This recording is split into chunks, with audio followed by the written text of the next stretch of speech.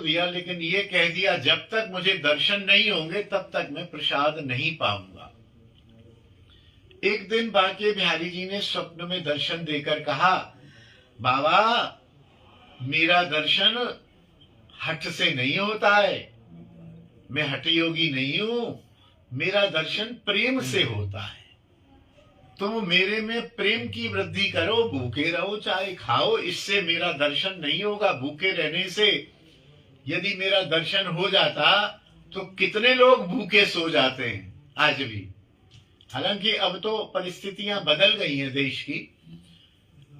भूखा शायद ही कोई सोता हो, कोई बिल्कुल ही शराबी कवाबी निरा आलसी हो वो सोता हो, नहीं तो भूखा सोने वाली स्थिति नहीं है।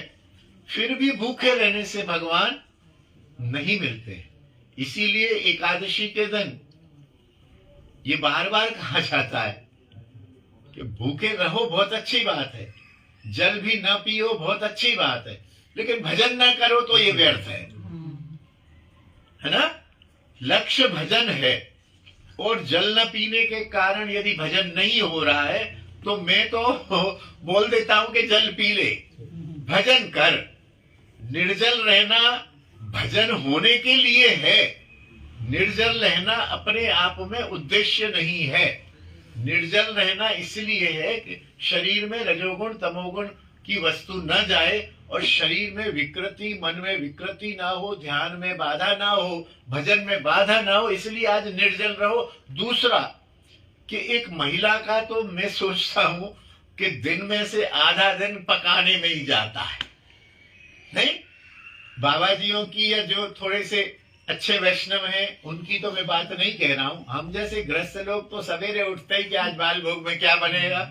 अब वो बाल भोग बना, बड़े प्रेम से पाया, घंटे 2 घंटे बाद अब दोपहर में राजभोग में क्या बनेगा, और फिर राजभोग पाया घंटे, अरे रात्रि में क्या बनेगा, 5-6 बजे पकोड़े वकोड़े बनेंगे कि नहीं बनेंगे। दिन भर महिलाओं का भोजन में जाता है।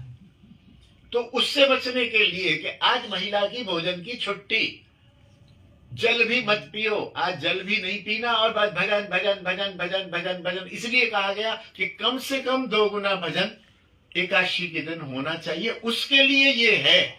लेकिन ये सब करने पर भजन नहीं बढ़ा तो ठीक है भैया, फिर भी प्रणाम है, हम तो प्रणाम ही कहेंगे निर्जल, क्योंकि हम तो रह नहीं पाते तो निर्जल रहने वालों को प्रणाम ही करेंगे। लेकिन निर्जल रहने का जो उद्देश्य है, फलाहार करने का जो उद्देश्य है वो यही है कि आज रसोई के झंझट से दूर, अब फलाहार भी हम कर रहे हैं तो क्या हो रहा है, क्या हो रहा है, बढ़िया बढ़िया आज बोले क्या हो, साबूदाना, आज समा की खीर बनेगी, आज 2 तरह के आलू बनेंगे, आज 3 तरह का रायता बनेगा, क्यों जी, है ना। रात को खीर बनेगी, फिर वो मूंगफली, एकादशी के दिन शायद ही कोई ऐसा हो जो मूंगफली तल के न खाता हो। फिर मखाने, और एकादशी के दिन भी वो लाली या घरवाली या जो भी समझो गृहिणी फिर भी रसोई में ही लगी रहती, तो भजन कब करेगी बताओ। तो रसोई से छुट्टी, स्वाद से छुट्टी, भोजन से छुट्टी और भजन की ड्यूटी। 15 दिन में एक दिन तो ऐसा हो कि जो बस हम केवल कुछ नहीं करना, आज भजन ही करना है। ये एकादशी का उद्देश्य है। तो मेरा दर्शन हठ से नहीं प्रेम से होता है।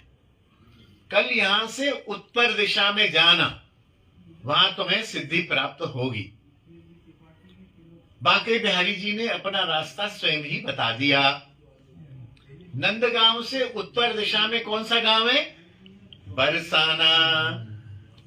वो बाहर निकले, उत्तर दिशा की तरफ देखा तो बरसाना, और शीजी के महल की तरफ होकर चल दिए।